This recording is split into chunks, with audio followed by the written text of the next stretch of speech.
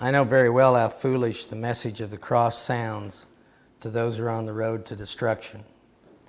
But we who are being saved recognize this message as the very power of God, as the Scripture says, "I will destroy human wisdom and discard their most brilliant ideas." So where does this leave the philosophers, the scholars, and the world's brilliant debaters? God has made them all look foolish and has shown their wisdom to be useless and nonsense. Since God in His wisdom saw to it that the world would never find Him through human wisdom, He has used our foolish preaching to save all who believe. God's way seems foolish to half of the people because they want a sign from heaven to prove it's true. And it also seems foolish to the other half because they only believe what agrees with their own wisdom. So then we preach Christ was crucified, and half the people are offended, and the other half say it's nonsense. But to those who are called to salvation, Christ is the mighty power of God and the wonderful wisdom of God. This foolish plan of God is far wiser than the wisest of human plans, and God's weakness is far stronger than the greatest of human strengths. Remember, dear brothers and sisters, that few of you were wise in the world's eyes, or powerful or wealthy when God called you. Instead, God deliberately chose things of the world considered foolish in order to shame those things that we think are wise. And He chose those who are powerless to shame those who are powerful. God chose things despised by the world, things counted as nothing at all, and used them to bring to nothing what the world considers important, so that no one can ever boast in the presence of God. God alone made it possible for you to be in Christ Jesus. For our benefit, God made Christ to be wisdom itself. He is the one who made us acceptable to God, and He made us pure and holy, and He gave Himself to purchase our freedom. As the Scripture says, the person who wishes to boast should boast only of what the Lord has done. We're summarizing everything that we've done up to this point. That God has called you, and He's chosen weak things, and He's chosen foolish things, and He's chosen the lesser person for the greater day. And He's been working in all the things that we've seen take place in our lives. He's been in every single negative in our life. A woman came in and she introduced herself this way to me. "You be careful how you talk to me, because I have a very high IQ and I'll rip shreds off of you." Well, what an introduction. And I was wondering to myself, why is this her fifth marriage? And so I asked her, "What's your IQ?" I went to my little board, and she said, "Well, my IQ is 140. That's a pretty good IQ." And I said, "Well, a child with Down syndrome has an IQ of 65. Einstein's IQ was 165. It goes up every year. Now I think the last I heard it was 240. But again, the humanists are going to drive that up. But anyway, his IQ was 165. The Downs is 65, and this lady is 40. And I said, "Well, you're twice as smart as a Downs kid, but you're no Einstein. The problem is you're not as happy as the Down kids I know, but that's another topic." Now, you've got an IQ of 140, and that's a pretty good IQ. But I'm not going to talk to you out of my IQ. I have a friend, and I'm going to get advice from him and counsel from him, and that's what I'm going to give you. And he has an IQ of 1 trillion. She said, "There's nobody with an IQ of 1 trillion. I said, "There is." "Well, there isn't." I said, "There is." And that's God. His IQ is 1 trillion. Now, I asked her a question. When God looks at you with an IQ of 1 trillion and yours is 140, does He look at you and go, "Whoa, whoa, I'm dealing with real genius here. I want to hear the plan"? Is that how He looks at you? Or does He think you're a bit of a dill at 140? I said, "Now, if any man lacks wisdom, ask God. He gives it to you freely." I can go to God at any time and get wisdom that comes from an IQ of 1 trillion. Do you know how beautiful that is? But you won't go to Him if you're going to live in yourself. But when you have a problem or you have something going on and you go to Him and you say, "Look, I need your wisdom. What do I do with this?" My children used to joke that I was like the second coming. I was coming, they just didn't know when. Because when something would happen, I didn't have an immediate plan. I would withdraw into Him and ask Him what I ought to do. And it might be 2 days, it might be 3 days, it might be 5 days. And I was always surprised at what the Lord gave me to do. And for similar situations, He would give me different things to do, and I would do different things with the kids. They were all treated differently. But it was coming out of the wisdom of God. Well, anyway, this lady went on, and she divorced her husband, and now some other guy's miserable with a very smart woman. But anyway, I left there, and I began to think about this IQ business and how high our IQs are. And I began to think, is God really waiting for you, Mike, to talk to Him today and give Him the plan? Is He walking back and forth in heaven, wringing His hands, saying, I hope Mike shows up today. I don't have a clue what to do for Betty. I don't have a clue what to do with the kids. I hope Mike's coming. When's Mike coming? Mike hasn't talked to me yet. Hope Mike can tell me what to do. Isn't that how we live in our IQs? And we come up with a plan, and how good is that plan? I don't think it's very good at all. And so when we look at how God operates, He permits what He could prevent. He has a primary will, but He also has a permissive will. The primary will is for everything in this life to push me through this doorway, which is the revelation of Christ. But along the way, I make my own plan, and I have my own doorway that I want to go through. And my plan is always amazed because I need to marry this person, I need to get this kind of job, I need to get over there, this needs to happen, this person needs to change. All of this will take place, and I'll get through my door of comfort here. Do you think that that's a very good plan? Well, it isn't. And I could live my life in that maze if God didn't permit and use the things that were around me as bulldozers to tear up my plan. The government can be a bulldozer, the unbelieving world, evil is a bulldozer, natural desire, sickness, war. All of those things move forward and they destroy my plans. How many of you in this room have had your plans destroyed over and over and over again? It's just not the way I thought things were going to work out. And I'm undone because my plan's destroyed, but what it's really done is pushed me out of it and pushed me closer to the revelation of Christ in me, the hope of glory. Now, we just read that Paul says that God called you. Many are called, but few are chosen. And so as you hear the truth of Christ in you and it witnesses to you, it's because He's already put that in you. A lady in Brazil at one of our meetings, I forget where that was, I think it was the first meeting we had, but the lady, I walked outside and everyone else had left and she was still standing there. And I said, why are you standing here? I mean, our meeting was over for an hour or 2 hours. And did she need a ride? And I asked her some questions. She said, no, I don't want this feeling to go away. So I'm just going to stand right here. And I'm just going to stay here. And I said, no, sister, it doesn't work that way. You brought it with you. If you heard what I was saying to you, it's because it's already in you. We were witnessing to it. We weren't creating it. You brought it with you, and you can take it with you. He's called you so you could understand that. Now, the life of the called is a little different. The life of the chosen. Many are called, few are chosen. And here's kind of how that looks, and you just separate these. But it depends on what you want out of life, because God will give you the desire of your heart. And do you want the things of God? Do you want the revelation of Christ? Or do you want something else? So what you'll see a person do, and they'll walk up to this doorway called mate. They have the most beautiful mate in the world. And they walk through this doorway, and their mate is an absolute angel, and they still get to go to heaven. But in your marriage, you've walked up to this door and found it bricked and had to struggle all the way through the marriage. And you wonder, why is that? So then another person enters the room, and they walk up to the doorway called vocation, and they get the most wonderful vocation there is with lots of money, and everything goes very, very well for them. And have you ever known people who just everything goes upside down on them? It's vexing to see it. They don't get the good job. They don't have any kind of security. They end up at the 7-Eleven. They just try and try and try, and nothing ever works out for them. The thing's always bricked.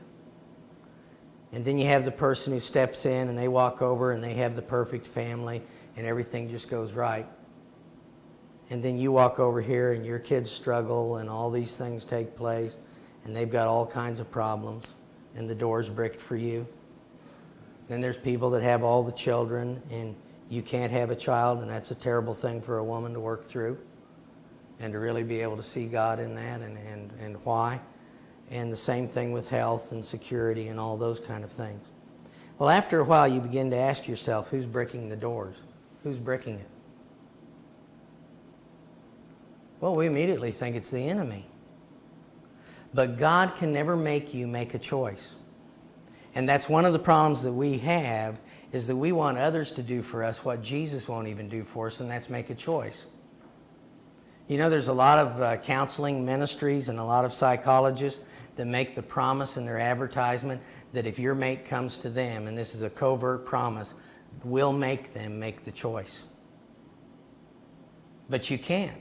Choice is the glory of God. And He won't make my choices. He wants me to make the choice to say, I want the revelation of Christ.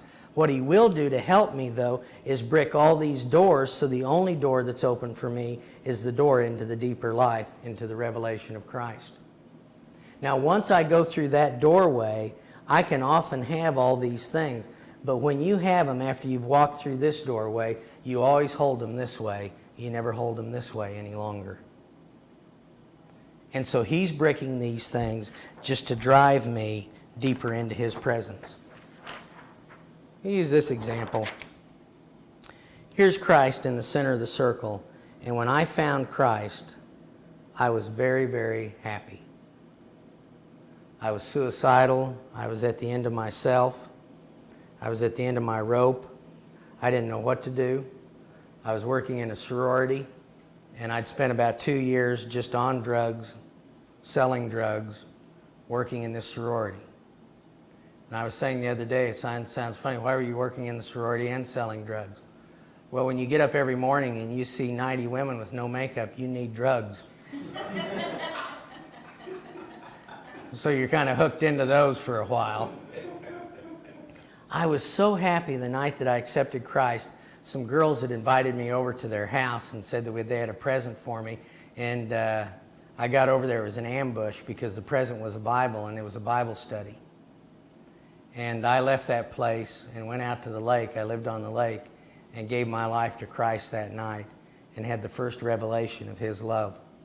Do you know I woke up in the morning and my face was hurting, and I went in and looked in the mirror and I'd smiled all the way through the night? I had Jesus. Jesus had a hold of me. It was real. He was life. And I was going on. I was sharing with all of my friends. And the amazing thing is, I stopped all those things. I stopped the running around. I stopped the drinking. My language changed. I started giving money. I was reading my Bible. I was witnessing and sharing and doing every bit of it just like in Acts without any commandment. No one told me to do it. I was just doing it. I was so happy to have Him. And then a fellow walked up to me and said, have you been baptized? Now, I'm not saying anything for or against baptism. That's not the point of the talk. But he says, have you been baptized? And I said, no, I didn't know about that. Well, if you're not baptized, you're not saved. You got to get baptized. So we go through some studies on baptism. And then we got to talk about all the groups who don't believe in baptism and how wicked they are. And so we started going through all that. And the next thing I know, I'm not preaching Christ anymore. All I'm talking about is baptism, and I've become a fringe believer. I'm living out here. And then I got tired of that, and I thought, I just can't keep going this way. I can't keep going. I want to go back to the center. And then I met a fellow who wanted to know if I was evangelizing. You have to evangelize. How many people have you led to Christ? What have you been doing? The only good thing you can do for God is lead people to Christ. And then there were forms of worship. And then are you aware of spiritual authorities? And then there was scripture memory. And do you have your memory packet? I didn't know I needed a packet. Oh, you've got to have your memory packet. Do you have the leather packet? Well, no, I don't even have the plastic packet. Well, you got to have the leather one too. You get the leather packet. Well, I only got it in New American Standard. Well, yes, it comes in Living Bible. You can do both packets. I have packets all over myself. I was doing the memory packets. And you got to have the scripture memory. Well, then you need to go to Bible school and you need to go to seminary, and what kind of missions are you doing? And all of this leaves you out here on the fringe where you compete with others, you don't complete. Now, how do you get back to the center? Well, what he does is bring situations like deaths in families and like sickness and people going to prison and all the failures and broken relationships, and let your habits return, rebellious children, your depression comes over you, and it'll drive you back to the center. Now, once you've gone back to the center, you won't leave again. No one will ever push you out of there again. If you give a slave his freedom, don't try to take it back. He should have never had it. And these things are used of God to drive me back into the very center of life. Now, we're changing systems. Our God's getting bigger, and we're seeing Him in all things. And that brings us to a place of choice. Our lives are divided as long as we see good and evil. It'll divide you. Eating from the tree of good and evil divides every person. Christ was never a divided man. He always saw God in everything. He didn't see good or evil. And so for him, the crown and the cross were one. He needed the crown for the cross to mean something, and he needed the cross for the crown to mean something. He didn't eat from the tree of the knowledge of good and evil. He always ate from the tree of life, and he could always see God. When you make a judgment that something in your life is bad, you've just eaten from the tree you shouldn't eat from, and God will turn to you and say, how do you know that it's bad? Where did you get your information, and how good is that information if it comes from the wrong tree? Eating from that tree will constantly divide a person, and it'll leave you in torment. When you say that's a good marriage over there, you just acknowledged what? You made a judgment that that's a good marriage. You just acknowledged that you have a bad marriage. And that if your marriage were like that, you could be happy. And that your joy and happiness is really dependent in your marriage. When you say that those are good kids, you just admitted you had bad kids, and if your kids had changed, you could be happy. When I say that it's bad to be out, then it must be good if you're in, and if I'm not in, that must be the reason for my misery. If it's good to win, then it must be bad to lose. And now since I've been losing, that means that my life is miserable. Do you see that eating from the tree of the knowledge of good and evil will always handcuff you to circumstance and situations? If it's good to win $1 million, then it's bad if I haven't had $1 million. And you see people who eat from that tree who slowly spiral into bitterness, bitterness, bitterness, and I can't live that way. I just can't live that way. I can't live believing that Betty is the cause of my misery. I can't handle it because that makes Betty God. I just can't live believing that my boss at work is the one that actually makes my life miserable.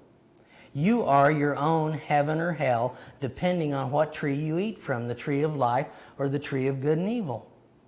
I learned that from my father, and I watched him, and he was just amazing. And one day I had a big fallout with my mother, and it was a huge one. And I went into the bathroom where he was shaving, and I said, listen, the woman is nuts. The woman is mad, and we ought to get our stuff and leave. And my father just kept shaving, and he never looked at me. He never made any eye contact. All he said was this: you know, Mike, nowhere in the Bible does it say one person can make your life miserable. You're miserable because you've chosen to be miserable. And he kept shaving. And I said, but she's nuts. And he said, I married her for better or for worse. I'm not leaving. And he said, and I want to tell you something else on your way out. And I knew I was being dismissed. You might want to choose if you want to be happy or not. You know, he left the whole thing at my feet. What was I going to see and what was I going to do? Do you know he's one of the happiest guys that you'll ever meet? Because he could see God in the situation.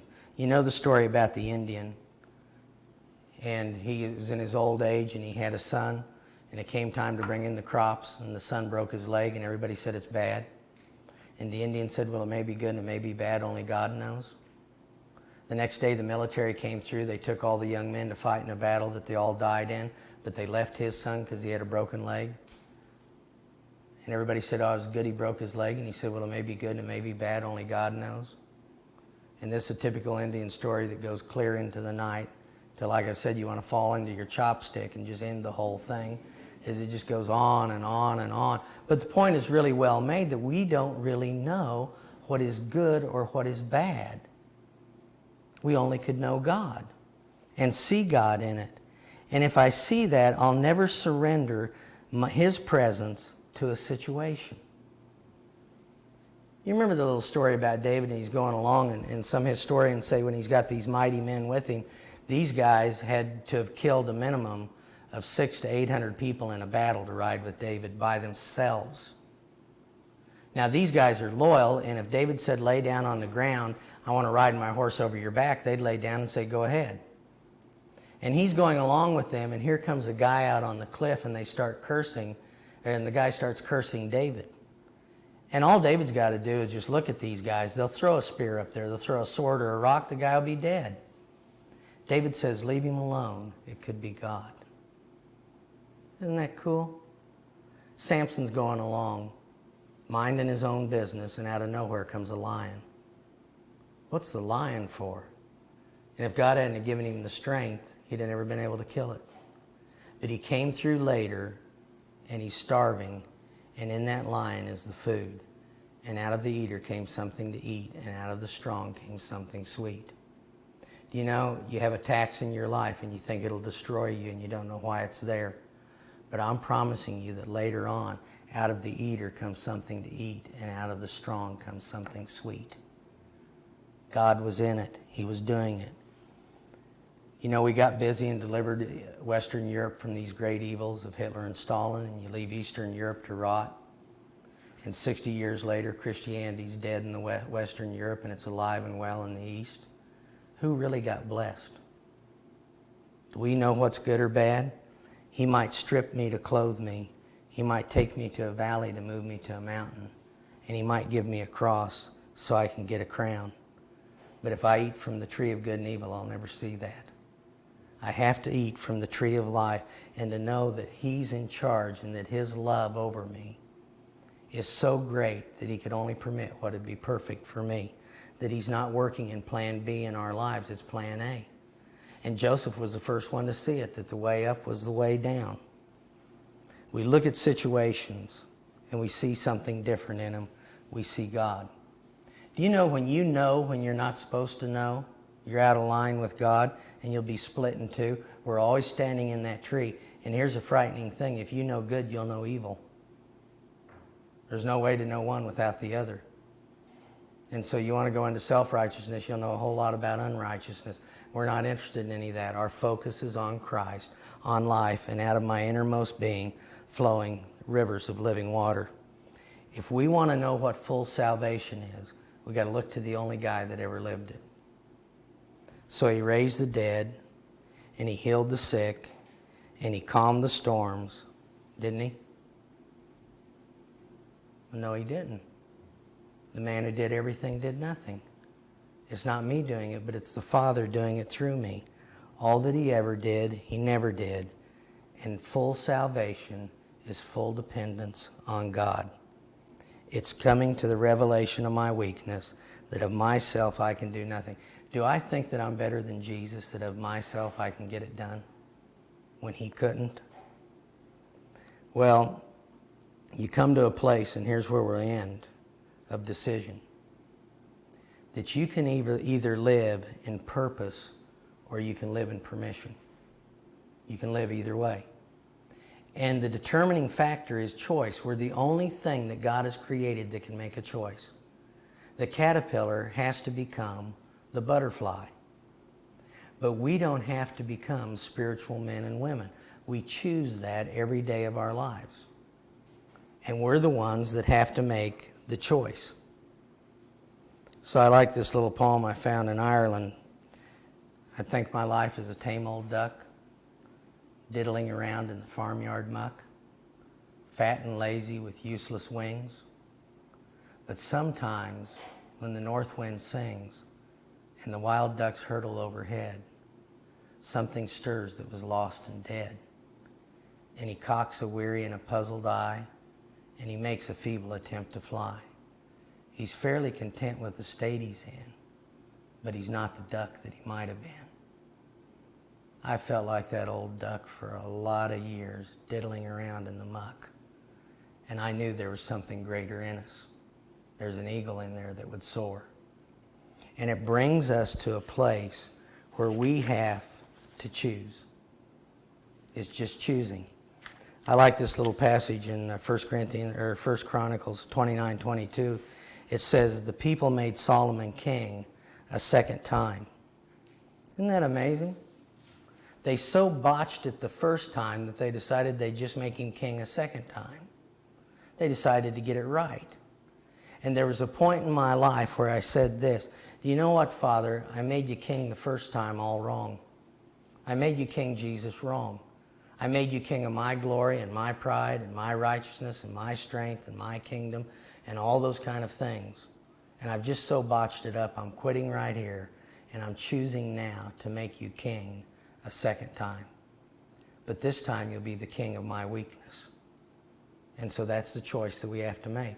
And this time I'm going to choose to see you. You know, choice, and we'll end with this, is an interesting thing. Some of you have done buildings, so you'll know what I'm talking about. If you just build a building on concrete footings, what's going to happen when the wind comes? It'll go right over. So you could build the building on steel rebar. Now what will happen when the wind comes? It'll still go over.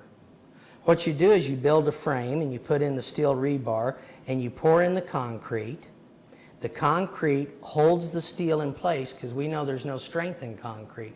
It holds the steel in place, and now the concrete absorbs the strength of the steel. Well, think of choice this way. There is no power in your choice. Your choice is just like this concrete. Standing alone, choice has no power. It's what you pour your choice around. And if you pour your choice, and this is the choice we have to make because I believe in choice, the choice is Jesus today. You come today and you be my life and my words and my wisdom and my teaching and my security and my love and my joy and my hope and my endurance. You come and be all those things. I pour my choice around him, and then a strength that isn't me becomes mine. So here's an example. Betty offends me, and I used to just stomp out of the house. Well, as I began to mature, I saw that I couldn't do that. I need to take up the cross and deny myself and go in and give her a hug and leave. But then as I matured more, I saw the love of God in it, and I could see that God wouldn't permit anything into my life that wasn't for my good. The problem is when she offends me, I don't want to love her. But I got a choice to make. And the choice isn't that I go in and love her. The choice is that I pour myself around Jesus and let his strength become my strength. So she offends me, and I'm standing there at the car, and I said, Lord, here's a problem. I don't love her. Now what do? Will you choose me? Will you come and be my love? I've poured my choice around him. Now, while the concrete's setting up, what do I have to do? I got to go find her. And I'm looking around the house for her. And all while I'm looking around the house, I sound like an obsessive compulsive. I'm just chanting, Jesus, I have no love. Come and be my love. Jesus, I have no love. Come and be my love. Jesus, this is nothing for a human. This is divinity. You come. You come, Jesus. You come. And I start looking for her around the house. And all of a sudden, I find her. And there's a strength in me that I didn't know that I had. And I actually grab her and love her, and I've forgotten all about the offense. It's him flowing through me, and I've taken on a strength that isn't my strength. And God was in the whole situation. Amen?